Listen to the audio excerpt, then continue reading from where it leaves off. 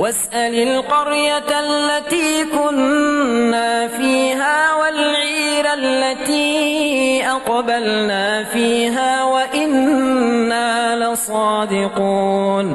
قال بل سولت لكم أنفسكم